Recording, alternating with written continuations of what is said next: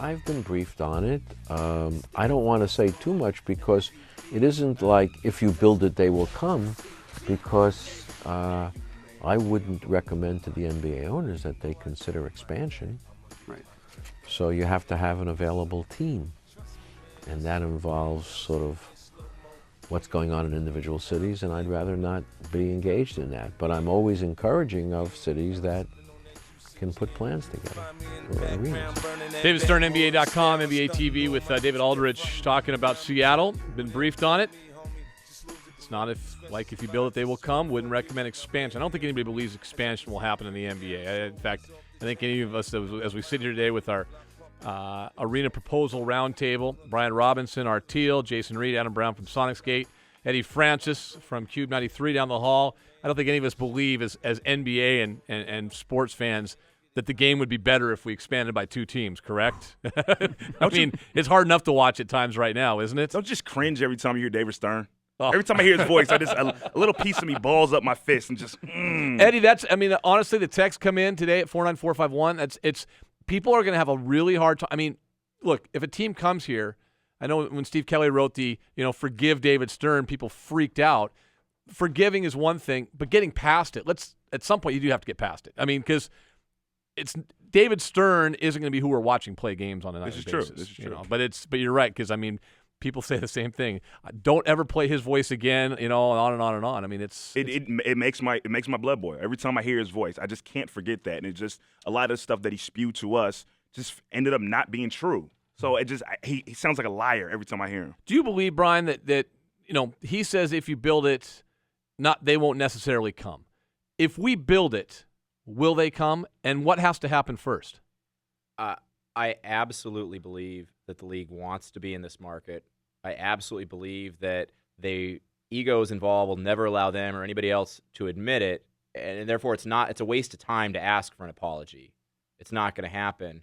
But everybody would like to see a resolution to this that we can all kind of feel better about. And that goes from the league to the former basketball club of Seattle to us on the ground to the old city government. I mean, it was just a lousy set of circumstances. But you believe if they build it, they want to be believe here. Without a doubt, having had extensive conversations with people, that if an arena plan is agreed upon, there will be an NBA franchise made available to Seattle in some form or fashion. Obviously, we don't think expansion is going to happen, so you're talking about a franchise relocating. I don't think there's any you will get this one or you will get that one.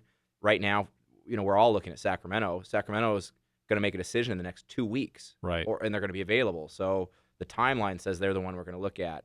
Let me jump in there because Art, do you believe that? Do you believe that the case? Because you mentioned us in LA being similar, and the NFL loves not having an NFL team in LA because it helps other franchises in their mind. Do you believe that? That's still going to be the case here for a while, but that LA market will get filled eventually.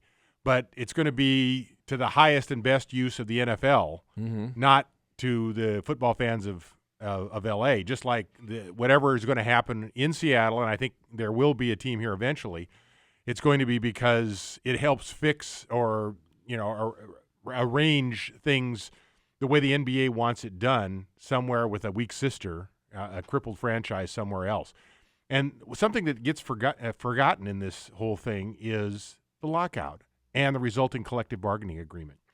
The new collective bargaining agreement makes things easier for the smaller market teams.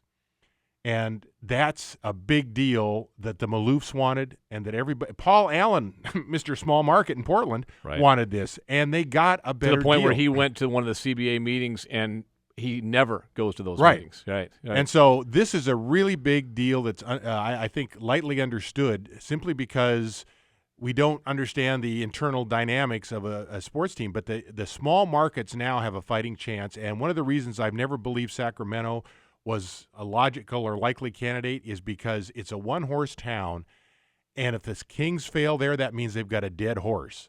And David Stern does not want that in his league. He doesn't want to fail in one-horse towns because it's worked so well in San Antonio, in Salt Lake, in Portland.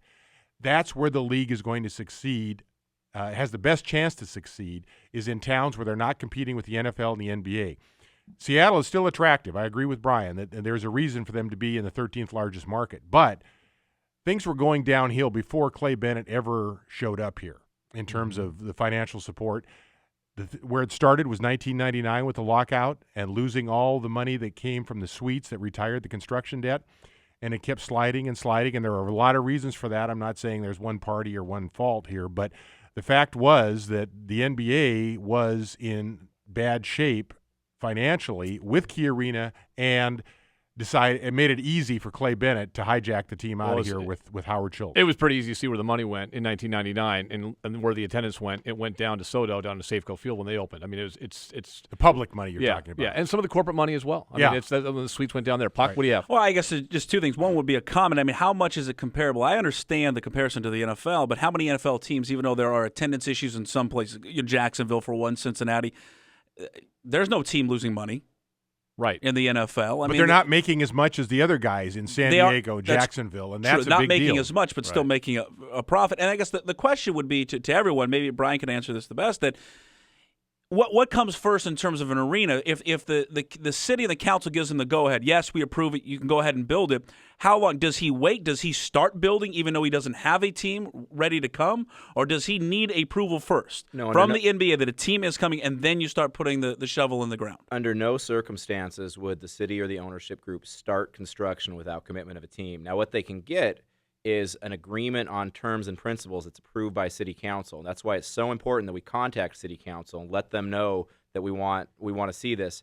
If the city council approves the terms that are offered by Chris Hansen, then we will issue a memorandum of understanding that will say that these funds are available under these scenarios, and this is the arrangement. We now have a stake in the ground. We can go to the NBA and say we're available for a franchise, and that's a major change of circumstance for us.